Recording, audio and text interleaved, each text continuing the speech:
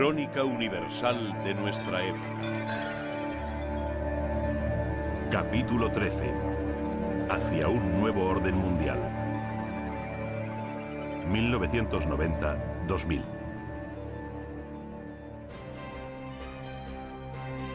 Nunca en un lapso tan corto de tiempo han sucedido tantas cosas. La historia no conoce un periodo de cambios tan profundos como la última década del siglo XX. El mundo dejó de parecerse a sí mismo. De repente, la tensión este-oeste dejó de tener importancia al llegar a su ocaso la estrella de la URSS bajo la convulsión que supuso Mikhail Gorbachov. En 1990 se emanciparon las repúblicas bálticas. Armenia buscó su independencia, comenzaron las disputas con Azerbaiyán y Georgia se constituyó en Estado. A finales de 1991, el último zar rojo consiguió plenos poderes del Parlamento soviético, pero también era tarde para él. La victoria de Boris Yeltsin en las presidenciales de la Federación Rusa le dejó sin juego político y el golpe de Estado de agosto, acaso organizado por nostálgicos del comunismo, marcó el inicio de una nueva era. Todo se desmoronó. Se ilegalizó el Partido Comunista y desapareció el KGB. Y en diciembre de aquel año, 11 de las antiguas repúblicas dieron paso a la Comunidad de Estados Independientes. En el transcurso de 1991, la Unión Soviética se dividió en 15 estados. Aunque en los primeros meses de 1992 nadie sabía qué podía pasar con el arsenal nuclear soviético, la firma de un acuerdo de desarme entre Bush y Yeltsin en enero de 1993 despejó dudas. Sin embargo, el accidente nuclear de Siberia ponía de manifiesto que también la paz tenía sus riesgos, acaso tan terribles como la guerra. Yeltsin, que jugaba a un juego distinto en el interior que en el exterior, incorporó a su país al Consejo de Europa a finales de 1995. Se habló de reconstruir la URSS, pero era muy tarde para eso. No había forma de salir del caos. La inflación lo subyacía todo. A finales de 1996 un dólar costaba 7.000 rublos. Yeltsin creyó que la creación de un rublo nuevo arreglaría las cosas, pero no fue así. La tensión entre serbios, croatas y eslovenos era grande. En marzo de 1991 dimitía el último presidente, Borisov Jović, y el croata Tudman acusó a Serbia de crear climas prebélicos, lo que era en parte cierto. Los hechos se precipitaron y en junio Croacia y Eslovenia decidieron desmembrar el país enfrentándose a Serbia. Era la guerra civil. Bosnia-Herzegovina se alió con los croatas y Sarajevo, capital bosnia, fue sitiada. La persecución étnica hizo recordar la barbarie nazi. Bosnia, que se declaró independiente, era la cuarta república que dejaba el tronco común yugoslavo. Los problemas se enconaron. La ONU culpó a Serbia de promover la discordia y preparó su bloqueo. La OTAN envió tropas a Bosnia. En enero de 1993 se habló de dividir el complejo territorio en 10 provincias. Estados Unidos aceptó la partición y el conflicto se recrudeció en 1994. La guerra acabó en 1996, pero no empezó la paz. Nadie veía cómo poner coto a los crímenes, aunque algunos de sus responsables fueron condenados en 1997. Europa se configuró políticamente tras la entrada en vigor del Acta Única. El objetivo era crear un mercado interior en el que mercancías y hombres circularan libremente a finales de 1992. Alemania, por la singularidad de su historia reciente, fue el país que más cambió. Gorbachov visitó Bonn en un momento psicológico para que Helmut Kohl propusiera la reunificación. En la primavera de 1991, Kohl recorrió la exrepública democrática y Berlín volvió a ser sede del gobierno. Con la elección del primer presidente de Alemania unificada, Roman Herzog, en 1994, y la reelección de Kohl por quinta vez, Alemania encaraba el futuro con una recesión económica, precio que era necesario pagar tras la reunificación. Kohl viajó a Moscú en 1996 con una propuesta que no gustó a Yeltsin: ampliar la OTAN a costa de Rusia. Al final, en 1997, con la distensión, la OTAN se acabaría ampliando hacia el este, acuerdo al que se llegaría en la Cumbre de Madrid. Al terminar 1998 llegó el fin de la era Kohl. Gerhard Schröder consigue que los socialdemócratas obtengan el poder tras 16 años de gobierno democristiano. El canciller para el próximo milenio anunciaba la recuperación del nuevo centro para el SPD, continuidad en política exterior y lucha contra el desempleo como meta nacional. La economía del Reino Unido estaba en el punto de mira de Margaret Thatcher, que poco antes de renunciar a su cargo privatizó un buen número de empresas estatales. Días después, accedía al cargo John Major, a quien el IRA dio la bienvenida con un par de bombas en el centro de Londres. La oferta del Sinn Féin fue rechazada en enero de 1992 y siguieron los atentados. Hubo elecciones que ganaron de nuevo los conservadores y se ratificó el Tratado de Maastricht y se sacó a la libra del sistema monetario europeo. En el 93 entabla conversaciones con el IRA, involucrando al Sinn Féin en las negociaciones de paz. La corona no lograba salir de sus problemas y los príncipes de Gales terminaron divorciándose. La imagen de Diana fue en ascenso mientras se deterioraba la del príncipe. El romance de Diana con el multimillonario árabe Dodi Al-Fayed supuso una ofensa para la Casa Real.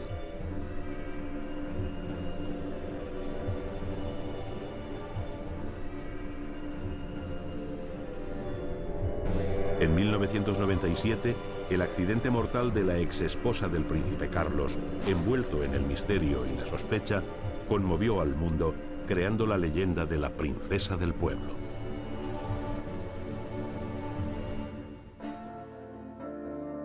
El triunfo electoral del laborista Tony Blair en 1997 dio al país ciertas esperanzas. Dotado de juventud y carisma, el mayor logro de Blair fue el acuerdo sobre el futuro de Irlanda del Norte, que fue ratificado por la ejecutiva del Partido Unionista del Ulster, comenzando una paz que acababa con 25 años de enfrentamientos. En Francia, la política exterior se vio afectada en 1990 por el programa atómico de Mitterrand y su empeño en no reducir el arsenal nuclear. Jacques Chirac llegó a la presidencia tras las elecciones de 1996. Aquel año moría François Mitterrand. En Italia, tras la dimisión de Ciriaco de Mita, Giulio Andreotti formó gobierno. La corrupción, la larga mano de la mafia, las huelgas estudiantiles, los enfrentamientos entre el presidente Francesco Cossiga y el Consejo Superior de la Magistratura, todo ello junto formó un complejo de dificultades que a principios de la década sobresaltó la vida italiana. En enero de 1992 se disolvió el Parlamento y meses después dimitía Cossiga y accedía a la presidencia Luigi Scalfaro. La mafia atentó contra los jueces Falcone y Borsellino, hecho que acabó con la paciencia del gobierno. A ello se unía la investigación de la corrupción. En 1993 se incoó sumario a Bettino Craxi. El proceso a Andreotti por conexiones con la mafia conmovió la política. Meses después, las elecciones llevaron al poder a Silvio Berlusconi. En 1996, un conglomerado de izquierdas apartó a Berlusconi del poder.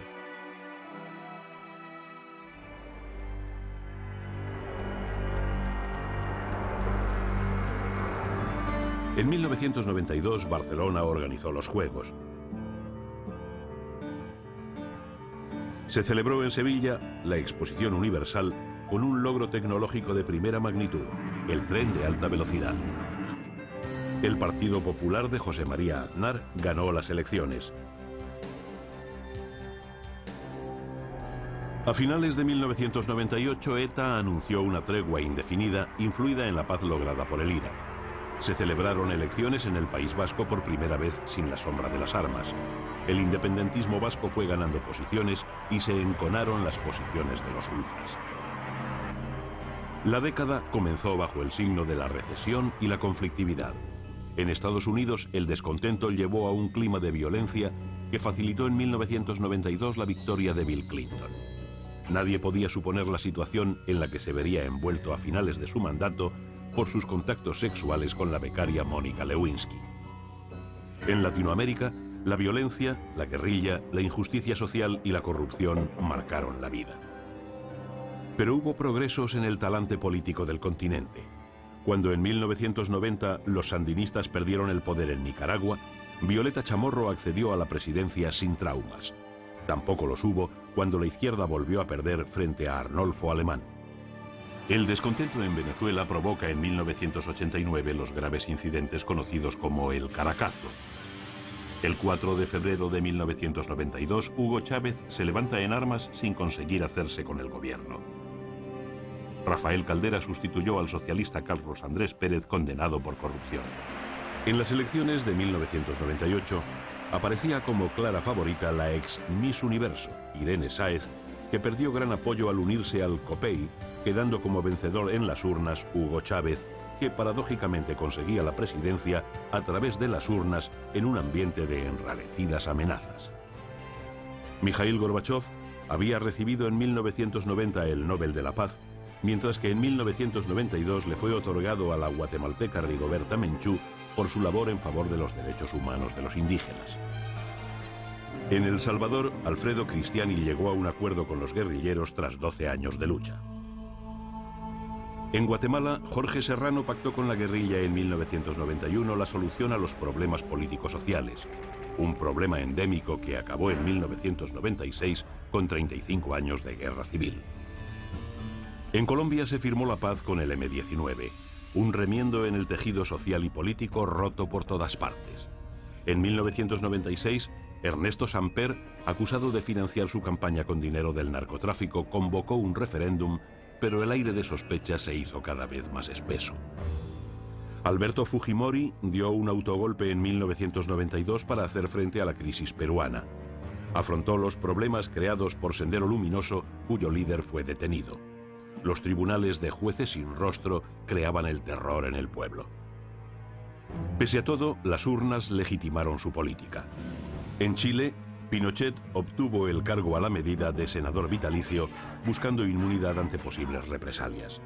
En unas declaraciones confesaba que la historia demuestra que los dictadores nunca acaban bien.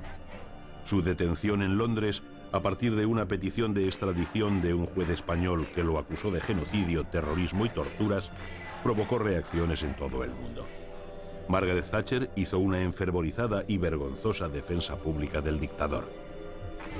La Cámara de los Lores revocó su inmunidad amparándose en que la tortura no es una de las misiones de un jefe de Estado, demostrando al mundo que cada vez hay menos lugares seguros para los dictadores. En Argentina, Carlos Menem se mantuvo en el poder, aunque en las municipales de 1997 dejaron claro el fin de la mayoría peronista. En 1999, las elecciones se celebrarán sin Menem como candidato. Si a comienzos del siglo la Revolución Mexicana de Zapata mostraba la disconformidad campesina con el gobierno, el siglo terminaba con un nuevo levantamiento. Ante la injusticia social que padecen los indígenas de Chiapas, surge el Ejército Zapatista EZLN. Su voz es la del subcomandante Marcos, un joven profesor universitario, único integrante no indígena del Movimiento de Liberación. El cerco de los militares es constante. Los grupos paramilitares armados siembran el terror en los poblados. El mundo se indigna ante la matanza de Acteal. Las guardias blancas acaban con la vida de 45 indígenas y el Ejército Federal realiza más de 40 incursiones en los poblados buscando bases de apoyo zapatistas.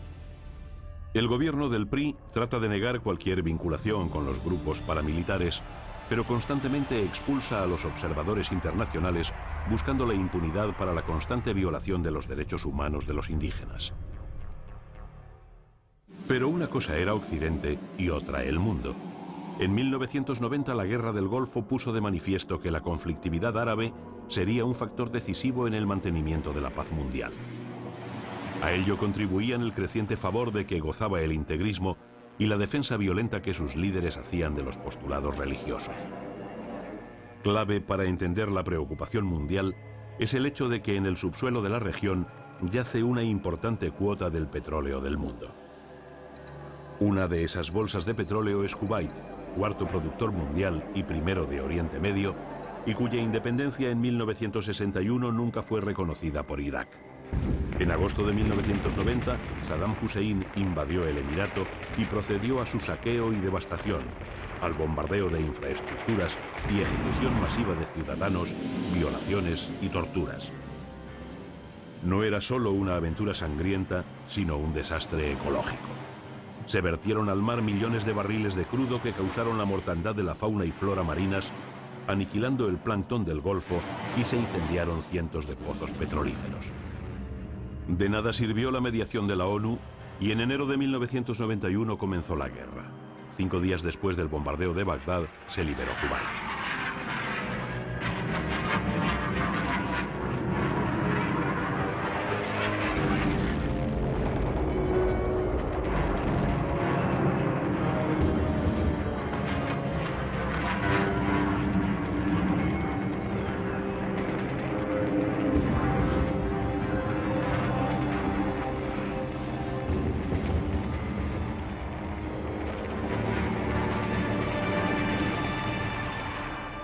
Cien horas bastaron al general Norman Svarkov para resolver la situación.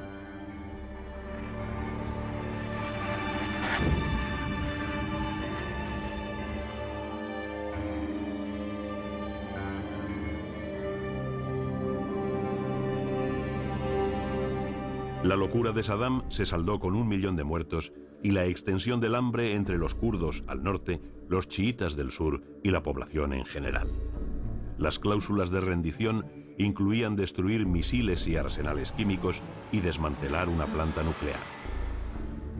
No se perdonó actividad alguna fuera de lo pactado y cuando se produjo, como en junio de 1993, el presidente norteamericano Bill Clinton ordenó atacar con misiles.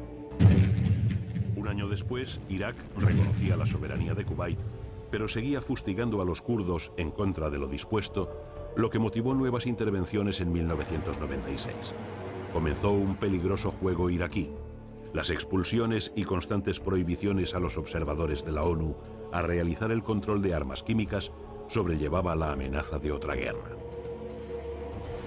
Al finalizar el año 1998, norteamericanos y británicos llevaron a cabo la Operación Zorro del Desierto, realizando un duro castigo contra Irak. El resto de los países estuvo en desacuerdo.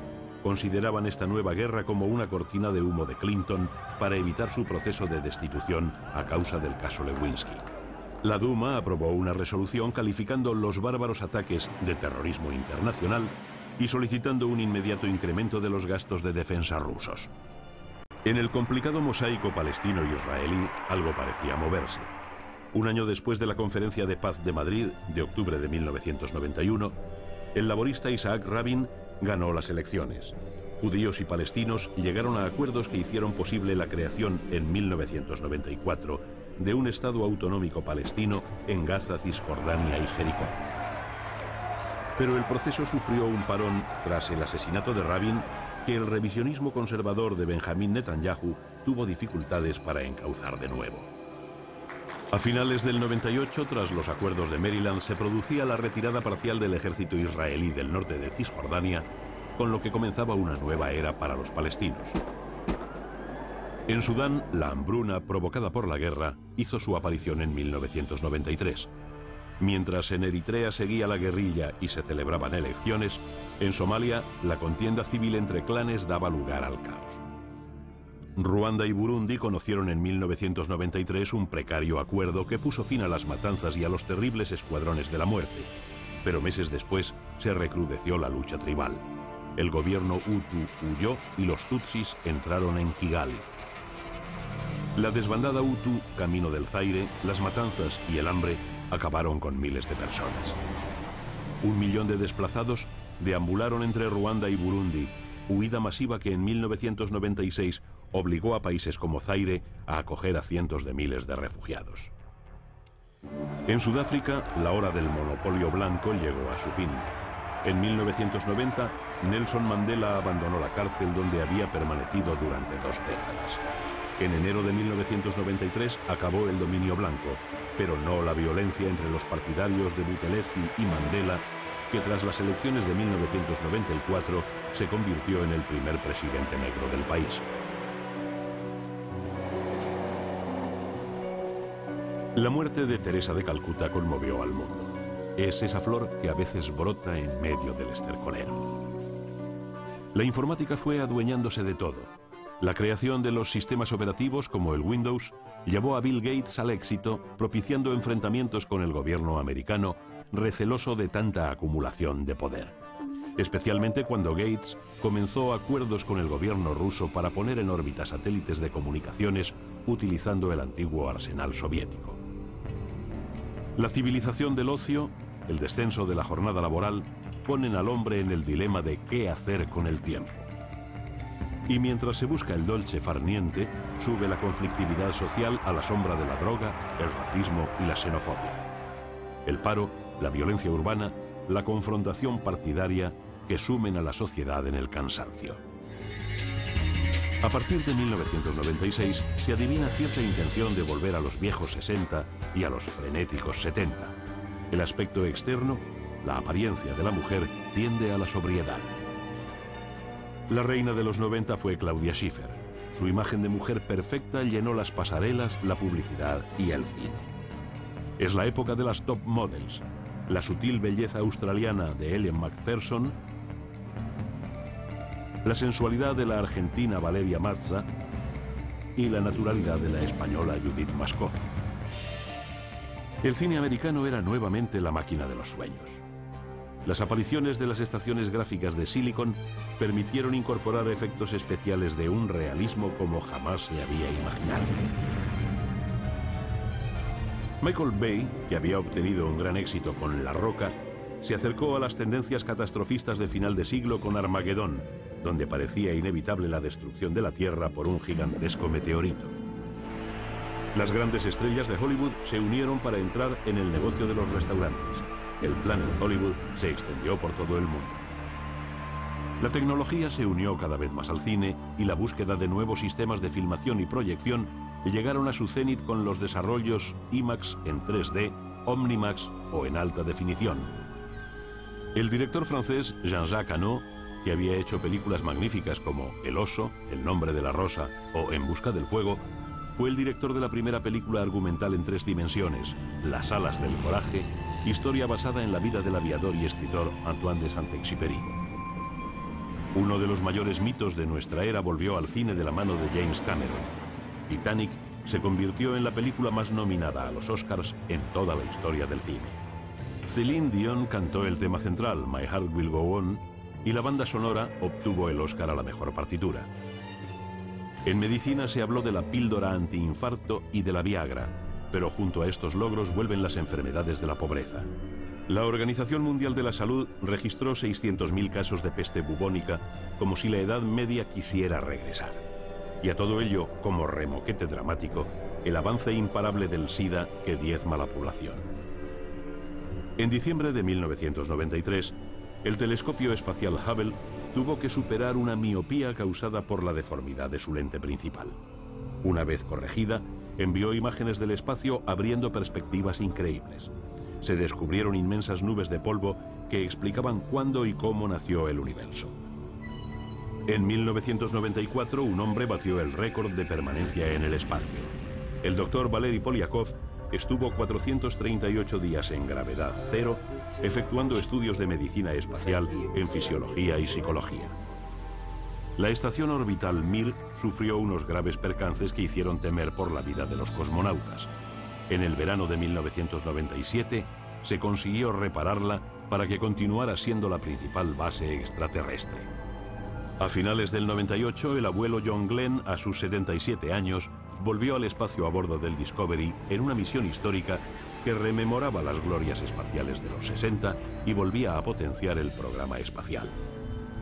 Paso a paso, el hombre iba conquistando el espacio con la esperanza de alcanzar nuevos mundos y hacerlos habitables.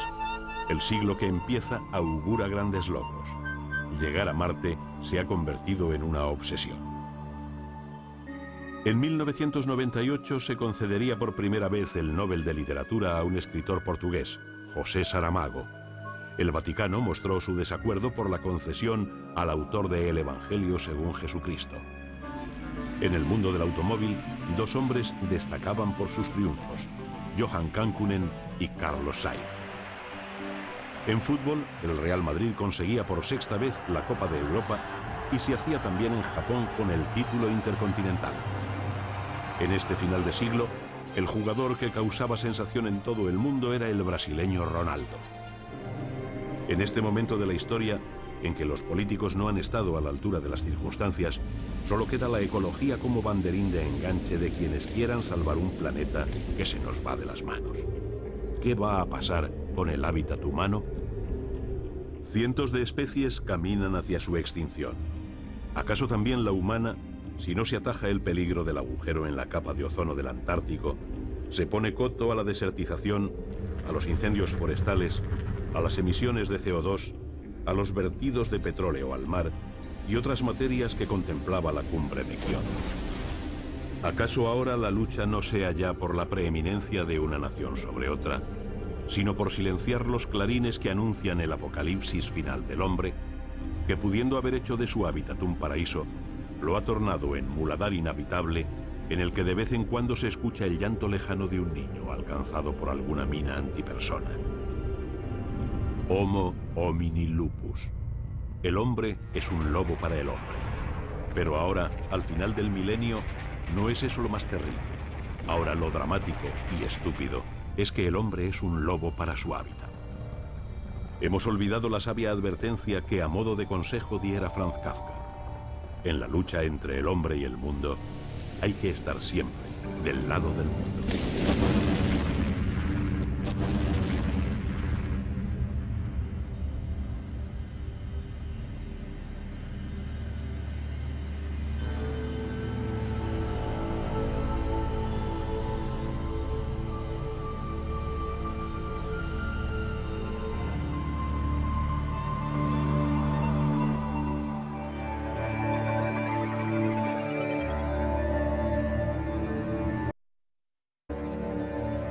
Final del siglo XX y primeros años del siglo XXI.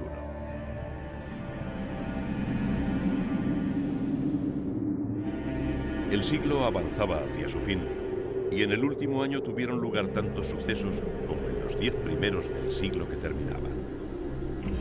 Nada se sustrae a la vorágine de los acontecimientos, como si se anduviera ansioso por dar carpetazo a 100 años tormentosos y aciagos.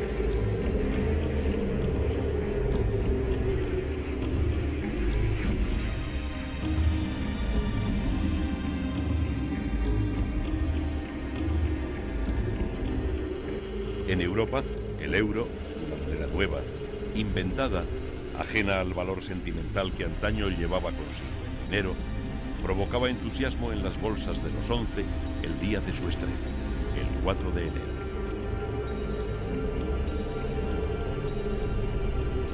Nadie pensaba todavía que Europa se vería envuelta en una guerra intestina y lo hizo en marzo de 1999.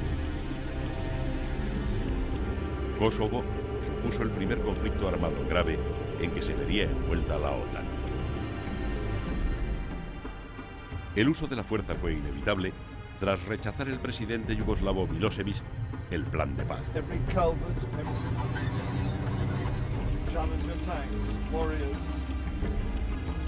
Los bombardeos destruyeron la infraestructura industrial y se cebaron en Belgrado, donde el incidente de la embajada china, alcanzada por las bombas, exacerbó sus diferencias con Occidente.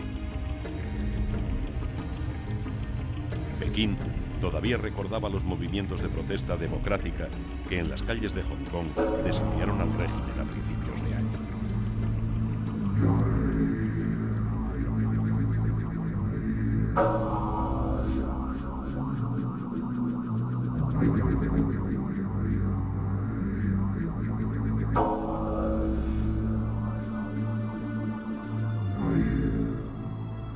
Rusia protagonizó un cambio radical. A Yeltsin le sucedió Putin en la presidencia el último día del año.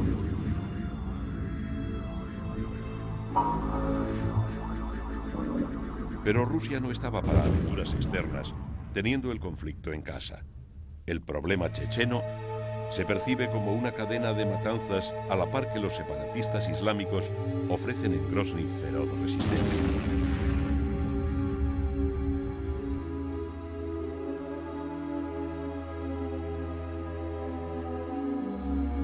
El integrismo no da cuartel y proclama un Estado islámico en Dagestán mientras llama a la Guerra Santa en agosto. Parecido cariz extremo toman las cosas en Argelia, donde las matanzas integristas alcanzan cotas de encanallamiento moral inauditas. El Magreb se convierte en una olla a presión con la excepción positiva del inmovilismo tunecino. Dentro de este ámbito cultural musulmán tiene lugar la actitud anexionadora de Mohamed VI del Sáhara Occidental, cuyo referéndum se pospone sine die. En Jordania, un monarca pro-occidental, Hussein, agonizaba en el mes de julio, poco después de que en Israel tomara el mando el socialista Ehud Barak. Mientras tanto, el mundo se apresta a seguir el último eclipse total de sol del milenio. En el hemisferio americano, las cosas cambian poco a pesar de las apariencias. El argentino Fernando de la Rúa es elegido presidente en diciembre, sustituyendo a Menem. La actuación de la clase política y la corrupción supondría el inicio de desastres hasta entonces inconcebibles en Argentina.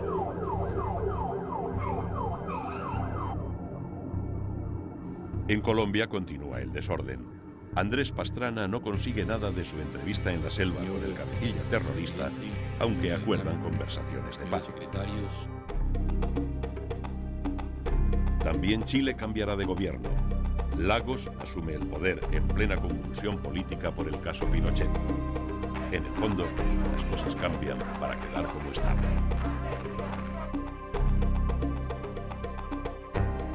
Solo una cosa supone novedad. El 14 de diciembre, Estados Unidos entrega el Canal de Panamá tras 85 años de dominio de la zona.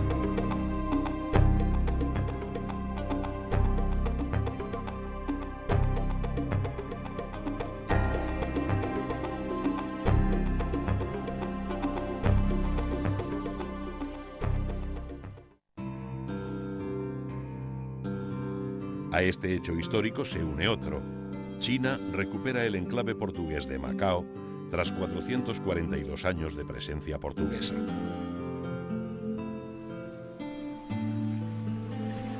El siglo, según unos, o el año, según otros, se va con olor a catástrofe ecológica. En diciembre, naufraga en las costas de Bretaña un petrolero con 30.000 toneladas de crudo y hacia finales otro petrolero se parte en dos frente a la ciudad de Estambul.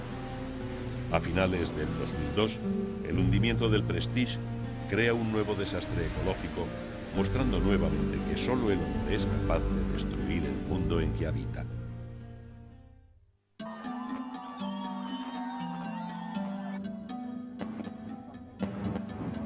Nacía un nuevo siglo, y como en los anteriores, el mundo creía que el futuro le depararía un camino hacia el entendimiento entre los hombres y los estados. Nada más lejos de la realidad. Si el siglo XX había sido el siglo de las masas, el siglo del pueblo, el amanecer del siglo XXI revelaría que este iba a ser el siglo de los enfrentamientos religiosos. Desde los primeros meses del nuevo milenio, el cariz fue tornándose amenazador y los más oscuros presagios fueron convirtiéndose en realidad cotidiana.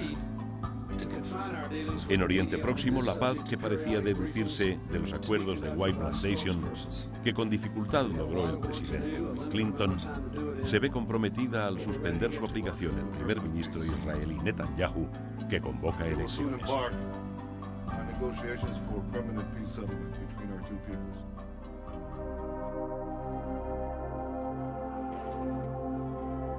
A finales de septiembre, la visita de Ariel Sharon a la explanada del templo, que impropiamente otros llaman de las mezquitas, en Jerusalén, desencadena la intifada.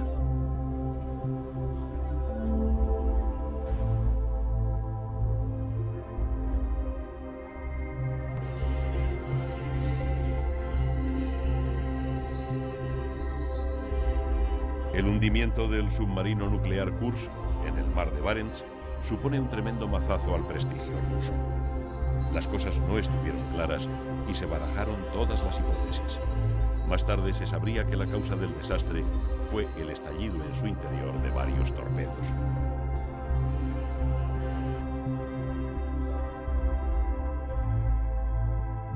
La marcha de la historia no se entiende sin la de la economía. En junio, un juez americano ordena la división forzosa de Microsoft por haber violado las leyes antitrust. La apelación de la compañía de Bill Gates conseguiría ya en el 2002 solucionar el problema que hubiera supuesto su partición. En el 2001, el cambio más significativo del año es la llegada al poder en los Estados Unidos del presidente George Bush el 20 de enero de este año. La alternancia en el despacho de la Casa Blanca ha sido accidentada. No estuvo claro hasta el final, y acaso tampoco después del último recuento, quién obtuvo mayor respaldo popular, el republicano Bush o el demócrata Gore. Hereby declare Governor George W. Bush the winner of Florida's 25 electoral votes for the President of the United States. La presencia del hijo de quien fuera presidente durante la guerra con Irak no tardará en verse envuelta en los mismos problemas que tuvo que afrontar su padre. El 16 de febrero, Bush lanza su primer ataque aéreo contra Bagdad. Es el prólogo de un enfrentamiento que el tiempo irá agravando. La sospecha, la casi seguridad de que el dictador iraquí posee armas de destrucción masiva, incluido el armamento químico y biológico, se hacen cada vez más patentes.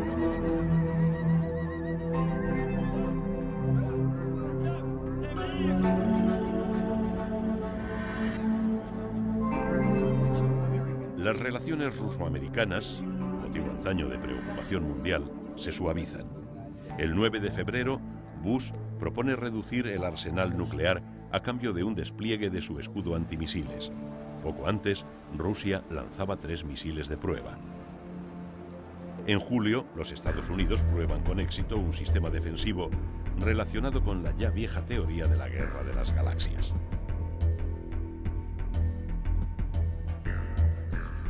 Los viejos recelos, la vieja dialéctica ruso-americana por la conquista del espacio, pierde sentido tras universalizarse el acceso al espacio exterior, aunque a cambio de muchos dólares, concretamente 20 millones, cifra que pagó por ese honor el primer turista espacial, Denis Tito, en abril de 2001. En los aspectos científicos, el 12 de febrero supondría una fecha clave para la historia de los grandes logros. Ese día se presenta para todo el mundo el genoma humano. In medical science, whose implications far surpass even the discovery of A estos avances se contrapone el negativo sangriento, el retroceso bárbaro que supone el integrismo fanático. En Afganistán, el régimen tiránico de los talibanes destruye en febrero las estatuas religiosas que representan los budas gigantes de Bamiyan ante el clamor y la protesta del mundo civilizado. El problema islámico se recrudece.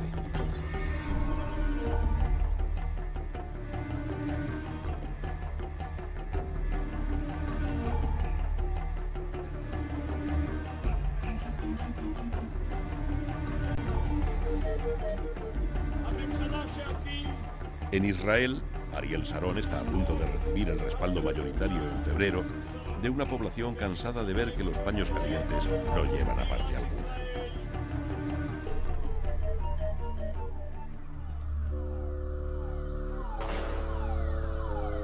La situación se endurece y entre Arafat y el gobierno israelí hay cada vez menos cauces de entendimiento ante la arremetida del terrorismo palestino indiscriminado.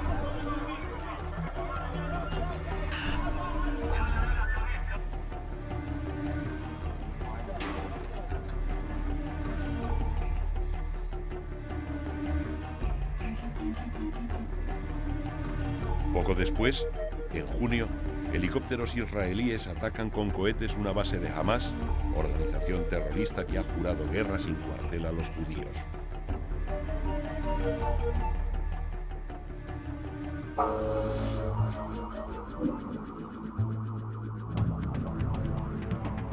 En lo militar, la crisis terrible a que había dado lugar la actuación criminal del presidente yugoslavo se substancia a finales de marzo con el arresto de Milosevic, que es entregado meses después por las autoridades al Tribunal Penal de La Haya, que habría de juzgar los crímenes de guerra perpetrados en Kosovo. Pero los grandes acontecimientos estaban por llegar. La erupción del Etna en Italia el 23 de julio no iba a ser comparable con la erupción del sentimiento antiterrorista tras los terribles atentados del 11 de septiembre por la banda que controla Bin Laden. Sus fanáticos asesinos desvían aviones comerciales norteamericanos y los estrellan contra sus objetivos, las Torres Gemelas neoyorquinas y un edificio del Pentágono.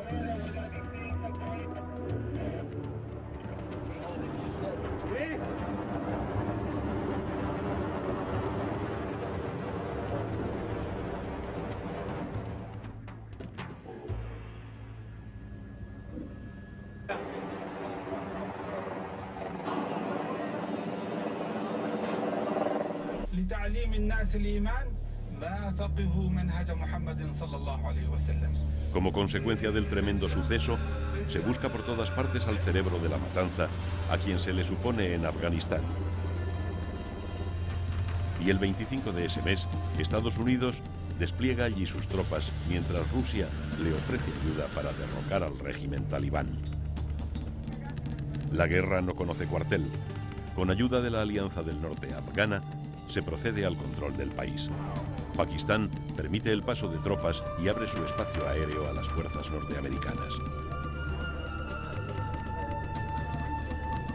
Se sabía que Al-Qaeda, la organización terrorista internacional de Bin Laden, seguía viva económicamente, y en noviembre Estados Unidos consigue desarticular dos redes mundiales de financiación del terrorista más buscado del momento, mientras los talibanes se hacen fuertes en Kandahar con la idea de salvar su último refugio, mientras 2000 marines cercan este último reducto del Mullah Omar.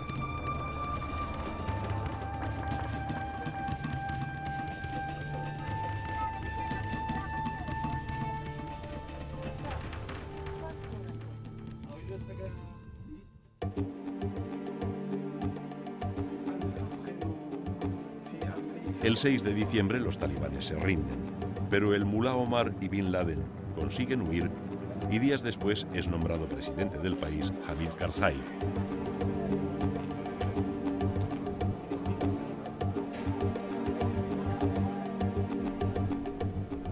En otros lugares, el terrorismo continúa.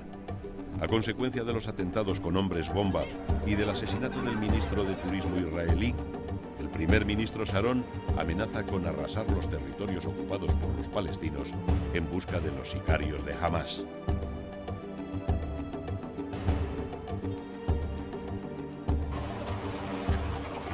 En Jerusalén, el 1 de diciembre fue trágico. Una luz de atentados provoca una carnicería en la capital del Estado hebreo. Israel responde con el bombardeo de la residencia de Yasser Arafat.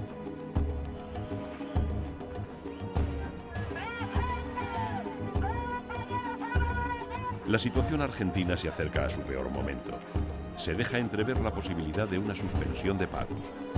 Los acontecimientos se precipitan y en diciembre el gobierno de la nación declara el estado de sitio para hacer frente a la violencia callejera. Dimite el presidente de la Rúa y los peronistas, dueños de la situación, a pesar de haber perdido las últimas elecciones de forma clara, llevan a la presidencia a uno de sus hombres, Rodríguez Saá, presidencia acaso la más efímera de la historia del país, ya que Saá se ve obligado a dimitir 10 días después en medio de una terrible crisis bancaria. Se ponía de manifiesto la gran verdad que encierra aquella frase de Gastón de Levis, que a finales del 18 aseguraba: los grandes estados pueden soportar grandes abusos, pero son los grandes errores los que los hacen perecer o caer. En septiembre del 2002, la Cumbre de la Tierra en la sudafricana Johannesburgo finaliza como siempre en desavenencias salpicadas de buenas intenciones. And freedom will be defended. I want to reassure the American people that the full resources. Solo días antes, en agosto, el presidente norteamericano George Bush proponía la tala de árboles para afrontar los incendios forestales.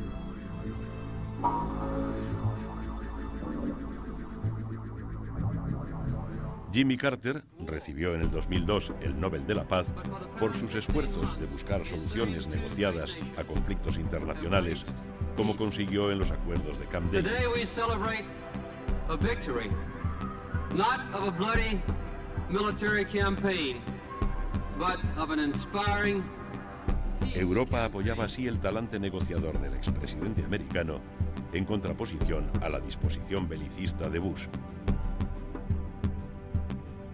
El presidente americano mantiene su particular cruzada contra el eje del mal. Saddam Hussein no tiene otra salida sino la de dar el visto bueno a la vuelta de las inspecciones de la ONU.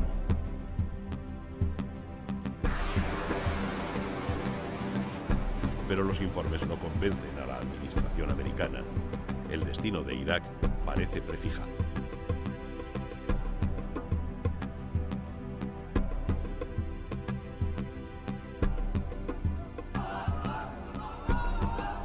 En Oriente Próximo, lejos de perfilarse una solución a los graves problemas, estos se acentúan. La toma de la Basílica de la Natividad en Belén por terroristas palestinos pone de manifiesto la escalada de la tensión.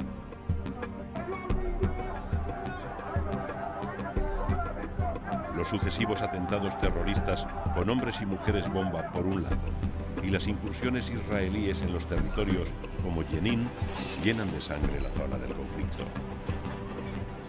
La ONU exige a Israel la retirada a principios de agosto, retirada que, lejos de producirse, se convertirá en un incremento de tropas israelíes al servicio de su autodefensa.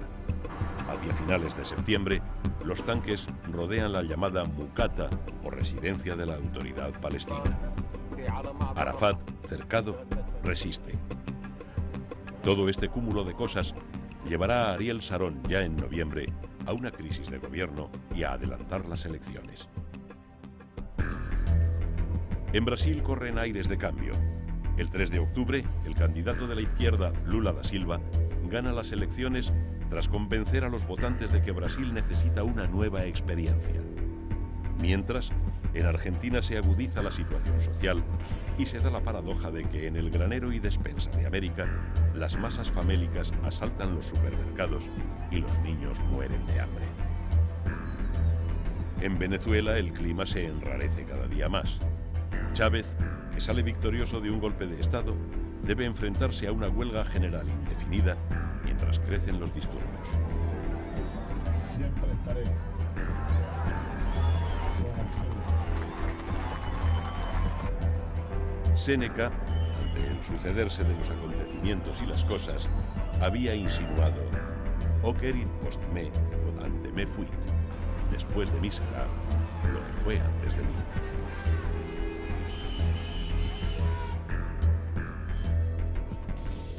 Frase en la que se presiente la convicción de que las cosas no cambian, no porque sea imposible que lo hagan, sino porque el hombre tiende a repetir éxitos y errores. Railings were ripped apart and thrown, and explosions were heard. Police snatch squads were deployed to pick out and...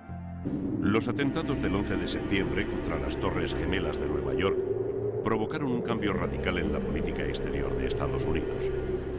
Lo que hasta entonces había sido desinterés por los conflictos internacionales abiertos, se transformó en una decidida voluntad de intervención multilateral. La administración de George W. Bush comenzó a desarrollar la teoría del ataque preventivo contra cualquier país que representara una amenaza terrorista para sus intereses o su territorio. Afganistán fue el primer paso, otoño de 2001. Un año después, el 8 de noviembre de 2002, la diplomacia norteamericana conseguía un consenso en el Consejo de Seguridad de las Naciones Unidas, ONU, para aprobar la resolución 1441. En ella se amenazaba a Irak con graves consecuencias si no demostraba la destrucción de todo su arsenal químico y biológico, a la que estaba obligado desde el final del anterior conflicto en 1991. En febrero de 2003, Estados Unidos ya tenía en la zona a 250.000 hombres y cerca de 3.000 aviones. Bush ya había tomado la decisión de atacar, pero una gran parte de la comunidad internacional demandaba más tiempo para los inspectores. El Consejo de Seguridad de la ONU, la Unión Europea y hasta la propia OTAN se fracturaron en dos posturas que resultaron irreconciliables. Por un lado, Estados Unidos, Gran Bretaña y España, partidarios de una ocupación inmediata de Irak, y por el otro, los que deseaban evitar la guerra a toda costa: Francia, Alemania, Rusia y China.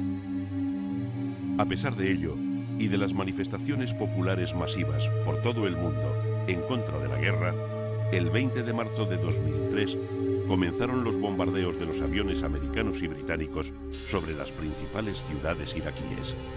La suerte de Saddam Hussein estaba echada. Uno de los líderes espirituales del mundo, Su Santidad el Papa Juan Pablo II, denunció la guerra contra Irak como una amenaza contra el destino de la humanidad. El pontífice expresó su deseo de paz y proclamó que ante la amenaza de la guerra, solo la paz es el camino a seguir para construir una sociedad más justa y unida. Desde su elección al papado en octubre de 1978, Juan Pablo II ha actuado como una figura clave en la promoción de salidas pacíficas a las crisis mundiales. Anteriormente conocido como Karol Józef Wojtyła, Juan Pablo II nació en Polonia en 1920. A partir de 1942, al sentir la vocación del sacerdocio, se formó en el seminario clandestino de Cracovia, ordenándose sacerdote en 1946. Desde el comienzo de su pontificado, el Papa Juan Pablo II ha realizado 99 viajes pastorales a lo largo de todo el mundo, en una destacada labor ecuménica que le ha valido el epíteto de El Papa Viajero.